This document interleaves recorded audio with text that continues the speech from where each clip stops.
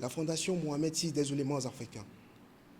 Ça donne des discours qui font naître dans les cœurs un sentiment de haine extrêmement contagieux. Ça fait d'un frère, d'un ami ou d'un voisin un extrémiste religieux. Ça massacre à volonté des innocents au nom de Dieu.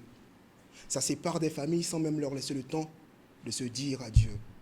Oh Dieu, ça commet des crimes au Dieu en jurant par Dieu lui-même qu'on a Dieu que pour servir sa volonté, alors qu'en vérité, ça menace la coexistence pacifique, pourtant base pour un avenir, un monde bien plus radieux. Alors vous comprenez qu'il fallait agir.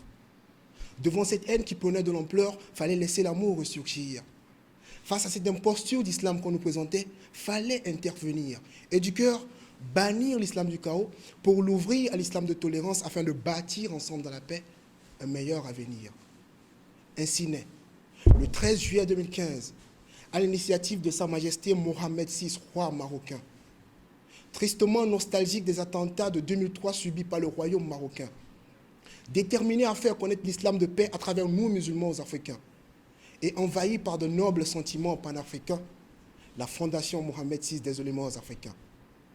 Les objectifs de cette fondation étant, je cite, travailler sur tout ce qui consoliderait les liens historiques qui unissent le Maroc à l'Afrique, notamment grâce à la coordination des efforts des ulémas musulmans africains qui contribuent à l'intégration des valeurs de paix, de coexistence et un islam de juste milieu et s'opposent à toute tentative de propagation des valeurs de haine et d'extrémisme. Fin de citation.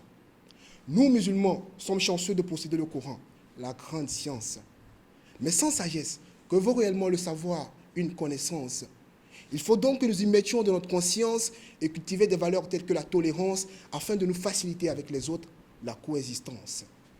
La Fondation Mohamed VI des ulémas africains, c'est l'islam de paix, le de conscience et de tolérance. Abdul Kayoum Bako, wassalamu alaikum wa rahmatullahi wa barakatuh.